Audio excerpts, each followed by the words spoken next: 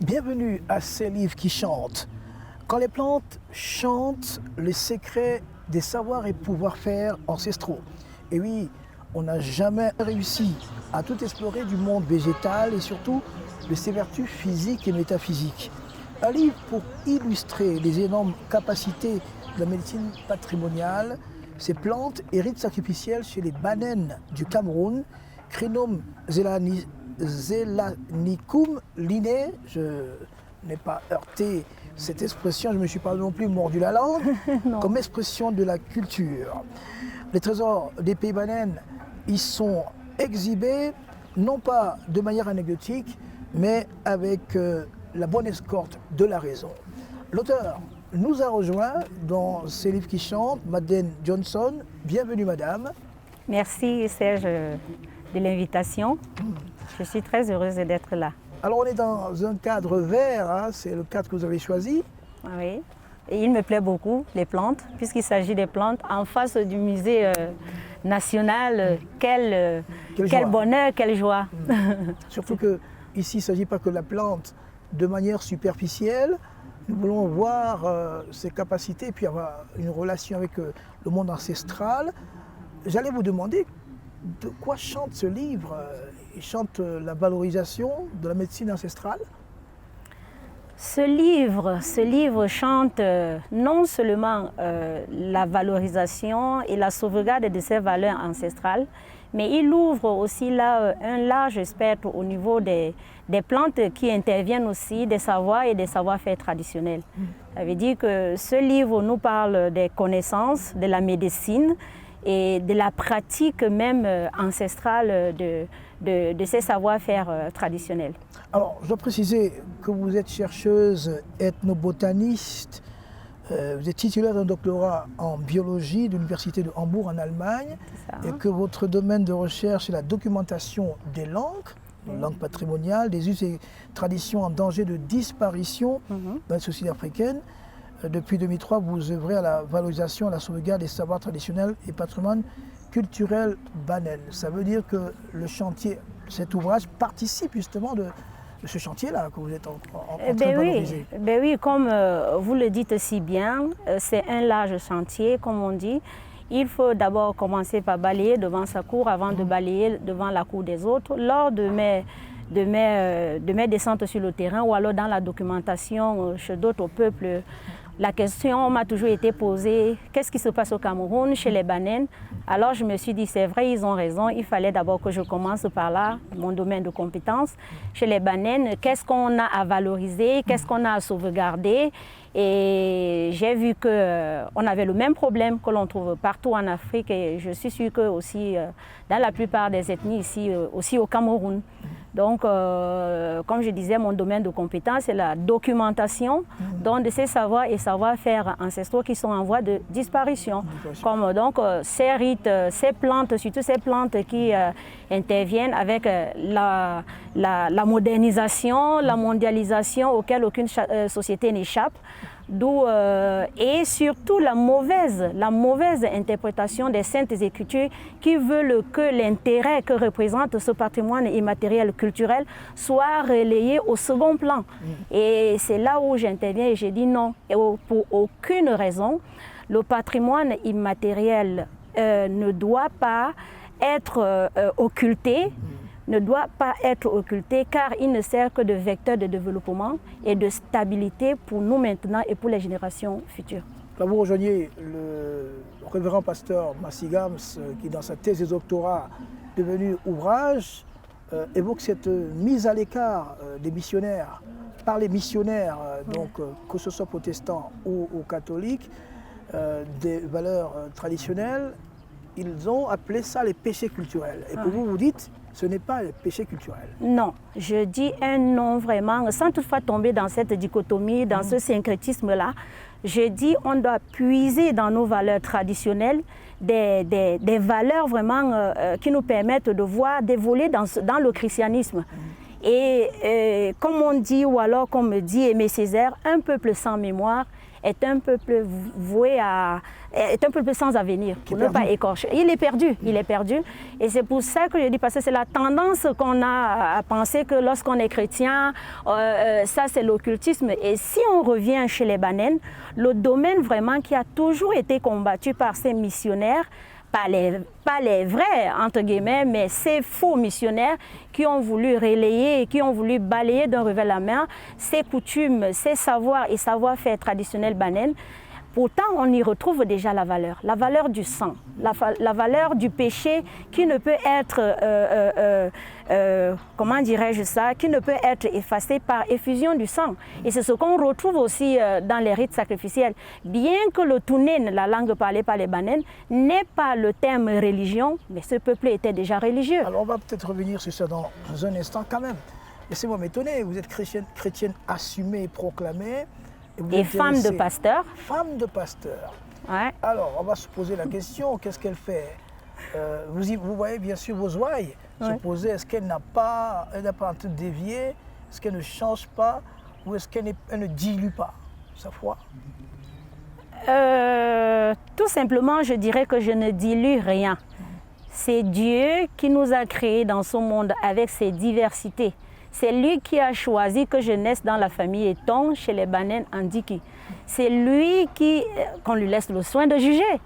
Nous ne sommes pas les juges. Le bon chrétien ne juge pas. Il est enraciné. Il est enraciné et qu'on a épuisé les bonnes valeurs dans notre culture pour être un bon chrétien. Ce n'est pas le contraire. C'est pour ça que je disais la bonne analyse, la bonne compréhension des Écritures, des Saintes Écritures, nous permettent même, nous renvoient même directement à nos racines. Okay. Nous renvoient à nos racines. Madame Johnson, on va peut-être prendre connaissance un peu avec le pays Banen. Hein. Les Banen, avant de parler de ces plantes-là et ces rites qui sont expiatoires, c'est ça hein? Oui. Alors, de purification et d'expiation, oui. Alors justement, donc, les Banen, on sait qu'ils sont localisés dans le Mbam, mais un peu aussi, hein, on en voit qu'ils ne sont pas loin des Bassa, pas très loin du pays Bassa aussi. Oui, le peuple Banen, je pourrais dire, est comme les autres peuples, comme les Bétis, qui ont immigré vers le bassin central, et dont les origines sont prouvées aujourd'hui dans la Damawa, qui ont donc occupé, à partir de 3 migratoires, se sont retrouvés dans les différentes régions où ils sont aujourd'hui. Et il y a la première vague qui se retrouve aujourd'hui dans le littoral, qu'on appelle les Banen du Sud ou encore les Efombo. Les Banen que l'on retrouve dans le centre, qu'on appelle généralement les Ndiki. Mais ce n'est pas seulement ça, parce que même dans la zone de Ndiki, on trouve aussi les Efombo, qu'on peut considérer comme une certaine diaspora qui a été déformée, déportée suite aux événements tristes des indépendances. Donc globalement, les Banen, on les retrouve à cheval dans la région du centre et du littoral. Ceux-ci, malgré le fait qu'ils soient séparés administrativement, restent liés par leurs traditions, leurs us, surtout par leur histoire migratoire qui a fractionné ces peuples en envoyant de part et d'autre. Oui, de part et d'autre, ce peuple qui était vraiment uni. Et il y a aussi une langue qui s'appelle le Tounen, qui unit vraiment ce peuple malgré qui possède 4 idiomes différents, parce que ceux du centre, plus précisément ceux de Ndiki, ils parlent le Toubouagne, il y a le Toling, et ceux de la région du littoral, ils vont parler le Toufombo et le Ndokbiakat et le Ndoktuna. Donc, mais Ndoktuna. Ça fait Bassa, ça hein? Non, ça ne fait pas Bassa, ça fait... Bon, c'est vrai que la racine, c'est toujours Ndik, qu'on dit Ndik, mais là, on parle de Ndoktuna pour que ça sonne, mais ce sont des Banen, des purs Banen. Donc, pour dire des Banen, les Banen sont des agriculteurs, des chasseurs, ils pratiquent aussi de la petite pêche. Et c'est un peuple noble, ils se disent des seigneurs. Donc, moi, je suis une aristocrate, une vraie Banen. Alors, c'est des peuples de forêt. Ce sont des peuples de forêt. Bon, de forêt, on peut dire, parce que nous sommes situés dans une zone de transition. Une zone de transition, on trouve les savanes. Disons, on part de la savane jusqu'à la forêt. Parce que ceux qui sont proches de Bafia, pour ceux qui connaissent bien la géographie, là, on ne trouve pas trop de la forêt. C'est plutôt la savane arborée, arbustive. Et plus on évolue, on arrive vers la forêt, donc vers les fraies qui se retrouvent dans la région du littoral. Alors, quand je parlais de forêt, c'était juste pour essayer de faire une transition vers ces plantes-là et les rites sacrificiels. Alors, le Banen, naturellement, a une bonne connaissance de ce couvert végétal et notamment des plantes médicinales.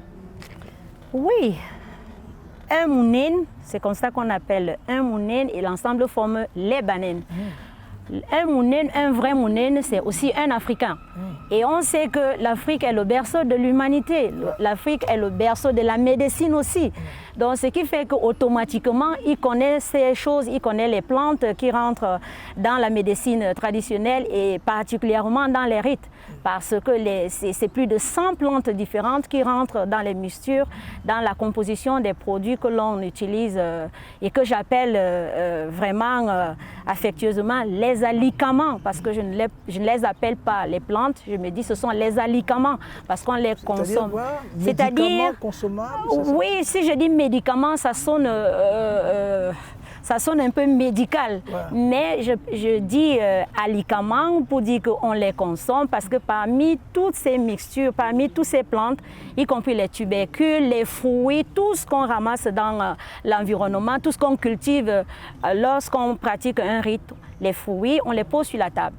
C'est-à-dire qu'ils soient acides, amers ou sucrés, ils interviennent tous jusqu'à la feuille, jusqu'aux racines, à l'écorce. Ben oui, c'est vraiment un tout, quoi, un tout. Alors la recherche que vous faites, vous êtes chercheuse, donc vous utilisez également la démarche ethnologique. Cette recherche vous a conduit où?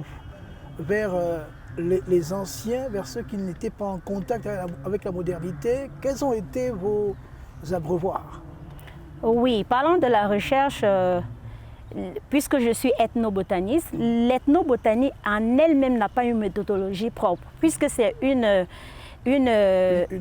pluridiscipline et qui englobe, c'est-à-dire qui se balade entre la botanique, la sociologie, l'agriculture et tout cela. Donc on puise un peu partout sans toutefois étudier le végétal lui-même, sans toutefois étudier la population elle-même, mais c'est les interactions entre l'homme et le végétal. Alors qu'est-ce que ça vous a donné la descente sur le terrain? Vous êtes inspiré, vous avez puisé à quelle source?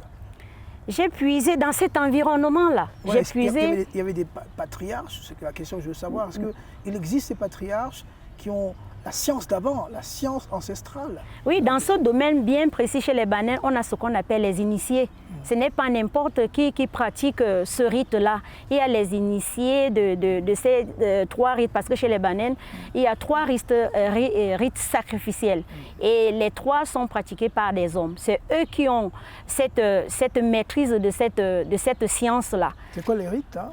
Les rites sacrificiels, il y a celui d'expiation et de purification, tout simple qu'on appelle Mbak, celui qu'on pratique à suite d'un accident, à la suite d'une mort tragique, que ce soit par noyade, accident, ou alors là où on verse du sang. Et ensuite, le deuxième rite sacrificiel, c'est le rite sacrificiel de purification du mal incestueux, c'est-à-dire au sens large de la famille africaine. Il ne faut pas avoir une relation intime avec sa sœur. Aujourd'hui, le français nous apprend le mot cousine, mais chez nous les Banen, on dit Umbienimon. Cela veut dire le neveu, c'est le fils. On ne connaît pas de neveu, on ne connaît pas de chez Germain. Voilà. C'est ça. C'est-à-dire au sens large, il ne faut pas avoir une relation intime jusqu'à aller à consommer la relation. Oui, c'est ça. Donc voilà le deuxième. Et le troisième, qui n'est propre qu'au Banen, au Mounen, c'est le rite de purification d'infidélité post-maternité. C'est-à-dire lorsque la femme qui a épousé un Mounen, après l'accouchement, le premier acte sexuel revient au mari légitime. C'est aussi la particularité chez les Banen parce que ce n'est pas un qui épouse la femme, mais c'est la femme de la famille. Cela veut dire les cousins sont les époux, les oncles sont les époux, mais après l'accouchement, le premier acte sexuel revient à l'homme, pas le second. Ouais. Pas le troisième, on s'en fout. Pourquoi? Parce qu'on inclut déjà qu'elle peut être... Non, c'est-à-dire, qu'est-ce que les ancêtres ils m'ont dit, qu'est-ce que les initiés et ces patriarches-là m'ont dit? En scellant l'acte marital, c'est-à-dire lors de la dot traditionnelle, la cola que l'on fait, le vin de palme, pas n'importe lequel, le mouef, et c'est-à-dire c'est une union, c'est deux familles qui se lient et c'est le sang qu'on essaie un peu de lier. Alors, voler à l'époux légitime ce qui lui revient de droit. Le privilège. Mais oui, le privilège, c'est verser un sang virtuel. Donc, puisque la femme, lorsqu'elle accouche, c'est comment on dit, une régénérescence. Donc, elle est toute, on peut dire, elle revient de la mort. Et alors, c'est à l'époux légitime que revient ce privilège-là. Et lorsque la femme n'a pas respecté cela pour le Mounen, c'est une transgression et en Tounen, il y a un terme, on dit « Ana hipomo ». Et ça veut tout dire. L'expression, ça veut dire elle a tué le mari, elle a, je ne sais pas, poignardé pour utiliser les mots forts en français. Mais est-ce que ce n'est pas trop patriarcal, ce type de tradition? Mais oui, la société banane est patriarcale. Oui, mais vous êtes une femme, docteur en plus, oui. Vous ne voyez pas quand même qu'on peut retoucher ça? Parce qu'il n'y a que la femme qui ne devrait pas. Le mari, il fait quoi entre-temps? Mais qui paye le pot cassé? C'est l'homme, puisque la femme peut commettre le forfait, mais elle n'est pas touchée. C'est l'homme qui est touché. Et c'est là où on commence à se poser des questions. On peut comprendre, redites-nous bien. Elle a accouché, oui. Mais c'est à l'homme, le mari, que devrait revient le premier acte sexuel après l'accouchement. Alors elle c'est au mari, mais entre-temps, là, quand elle a accouché, le mari il pouvait aller se la taper Justement, et c'est là où il donne la responsabilité à la femme. C'est-à-dire sa vie, ça c'est un autre sujet où on aimerait creuser après, volontairement en lui disant « j'ai ma vie entre tes mains », sachant que si un autre lui volait ce privilège-là, c'est lui qui partirait le premier. Il serait frappé le premier. La dame peut se soigner en catimini, il ne se passe rien, mais c'est sur l'homme qu'on voit déjà les séquelles que il y a quelque chose qui s'est passé là. Justement dans la série, et en lien avec les plantes, oui. Quand on est, si on prend cet exemple, cet exemple-là de relation post-accouchement, alors on fait comment quand quelqu'un est enfreint pour le rite sacrificiel? Oui, comment ça se passe? Comment ça se passe? On va aller consulter l'initié, on va lui expliquer ce qui s'est passé. Il va parler avec l'époux d'abord qui accepte de... Là, il n'a même pas le choix, puisque si la femme ne lui dit pas, il est déjà voué à la mort. Ah, donc la peine de mort. Mais oui. Affecte le mari. C'est le mari qui paye d'abord. Ben oui, c'est lui qui paye. Et c'est la grosse question où je me dis, comment l'homme peut lui-même créer, provoquer sa mort? Parce que ce n'est plus de son contrôle. La femme peut faire ce qu'elle veut. Mais c'est l'homme qui a mis cette loi chez les bananes. Et ce que l'on m'a dit, un homme ne meurt pas, il se donne la mort. C'est-à-dire ce qui fait encore du monde, ce noble-là qui veut que ce n'est pas, c'est lui qui décide de tout. Donc autrement dit, à lui de travailler à part de petites attentions. Justement. Parce qu'elle ne regarde pas ailleurs. Oui, mais les hommes, ce que l'on m'a dit sur le terrain, profitent de l'occasion pour pouvoir faire du chantage aux femmes. Parce que c'est la famille qui va doiter l'épouse que notre frère, tu l'as tué et tout. Mais l'épouse ne sera jamais tranquille dans la concession, sachant que le frère, il est mort. Alors elle est obligée d'attendre 1 an, 2 ans, 3 ans, parfois même aller se plaindre. Parce que là, à ce moment-là, les hommes me disent, ils sont aux petits soins. Parce que la femme devient gentille jusqu'à ce premier acte-là. Alors, Ok. Aussi ça. Ok, je ne vous demanderai pas si ça vous est arrivé. Non, je suis mariée heureusement au Douala, donc chez les Douala, il n'y a pas cette coutume-là. Ok, mais vous pourriez aussi non, chez les Douala, heureusement. Votre époux dans ce genre de pratique. Non, mon époux n'a pas besoin de cela, heureusement. Cette poétique-là. Alors, on n'a pas trop insisté sur cette plante, parce que c'est ça le titre du livre, oui. hein, plante et rite sacrificiel, sur cette ce troisième scénario. Oui. On va, l'initié reçoit le mari, oui. l'ocufier. Qu'est-ce qui se passe? Il l'organise donc, puisque c'est une cérémonie publique. Ouais. Et elle peut aussi se passer, puisque l'homme ne veut pas, l'homme coquifié, il ne veut pas être vu par les autres. Donc on peut pratiquer le rite dans la famille, dans un cercle vraiment restreint, où l'initié va aller chercher toutes ces plantes, environ 100 plantes, et qu'on va, avec une échèvre qu'on va immoler, et on va faire dans cet alicament-là, c'est-à-dire ça va de la boisson aux écorces pulvérisées, jusqu'à une sorte de compote où on mélange tout, du sucré, du salé et du pimenté, parce que tout ce que l'on récolte, tout ce que la terre nous donne, on met dans cette compote-là et qu'on invite tout le monde à consommer. Et après, l'initié va faire donc cette purification avec les paroles incantatoires de demande de pardon, et va demander donc au couple de disposer après une semaine. Mais les conséquences sont lourdes, c'est-à-dire une semaine sans se laver, avec tout ce qu'on verse sur les deux, et ils doivent passer une semaine sans se laver, et ensuite voilà, et comme ça le mal est purifié à travers... Ils peuvent recommencer. Oui, ils peuvent recommencer, surtout que le premier acte a été consommé. Donc... Voilà.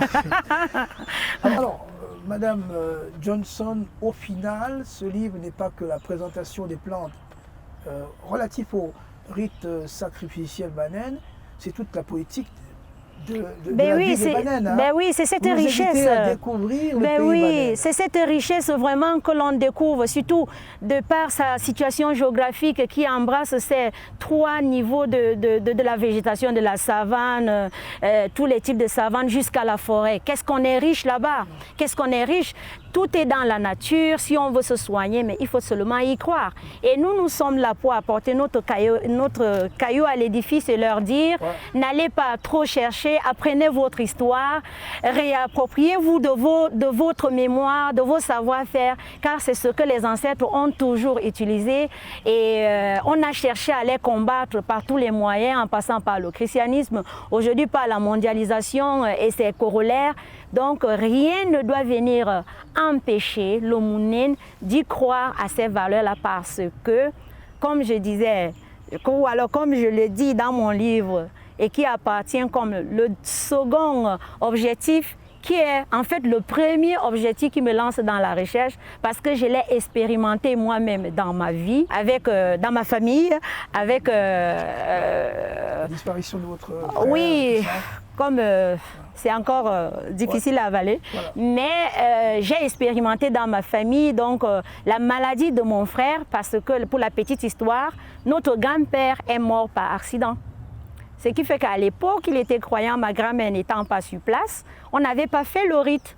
C'est plusieurs années, 30 années plus tard, qu'on voit les manifestations sur mon frère aîné. Moi, j'étais en terminale, je me suis dit, ben non, ça c'est n'importe quoi. Et j'entends le mot Mbak pour la première fois. J'ai dit, mais quel est ce mot-là? Je n'ai jamais entendu. On dit, non, ton frère, il souffre de ça.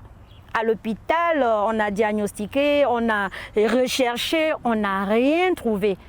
Et le seul fait qu'un médecin, il vient se placer devant la famille et dit, pour ce garçon, il n'y a rien à faire au niveau de notre médecine classique que vous voyez.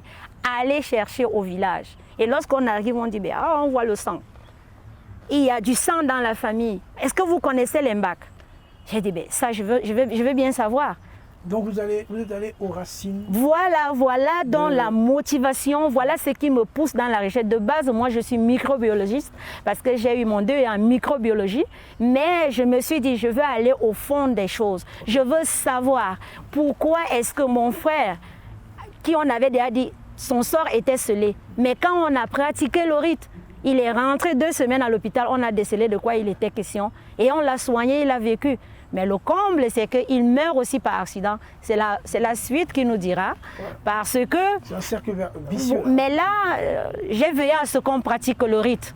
Maintenant, je vais voir. Malheureusement, bon, s'il avait laissé une progéniture, j'allais dire, je vais voir sur ses enfants. Okay. Bon, c'est aussi... Alors j'espère, et c'est peut-être d'espoir, et c'est pas là qu'on va sortir, madame, de cette émission, que l'expérience des Banen, telle que vous la racontez, a une portée universelle. Ça, c'est sûr. Ouais. Ça, c'est sûr. Et c'est pour ça que je dis, c'est-à-dire que chaque peuple, que chaque Africain, que chaque Camerounais se réapproprie, qu'il apprenne son histoire. Au lieu de courir toujours dans des hôpitaux, qu'il recherche d'abord, comme je donnais la pensée d'Hippocrate tout à l'heure. La solution n'est pas toujours dans... Je ne dis pas qu'il ne faut pas aller, hein, il ne faut pas généraliser, hein, mais je dis qu'il faut apprendre son histoire. Car il y a certains mots qui ne peuvent être soignés que par la médecine traditionnelle. Il y a certains mots, et ça a été vérifié, ça a été démontré, et que la science a encore des lacunes jusqu'aujourd'hui. Merci Madeleine Johnson. Je rappelle que vous êtes auteur de Plantes et rites sacrificiels chez les Banen du Cameroun, ouvrage sorti chez Clé, aux éditions Clé du Cameroun. Merci d'avoir laissé chanter la médecine ancestrale. Merci et revenez-nous quand vous aurez un autre ouvrage, une autre production littéraire en partage. Merci, c'est moi qui vous dis merci vraiment de m'avoir donné l'occasion de parler de cet ouvrage, de parler de cette expérience pour la première fois devant les Camerounais et devant tous les Banen qui savent quel poids je porte depuis la disparition de mon frère. Pour moi, c'est une façon de... Ça vous guérit? Oui, ça me guérit, je l'espère, de me libérer un peu de ce côté qui pèse, parce que j'aurais tellement voulu parler de ça à mon frère, lui dire, parce que lui, il est décédé, il était en thèse. Je lui disais, lorsque je vais finir ma thèse, je viendrai te dire pourquoi est-ce que tu étais tombé malade.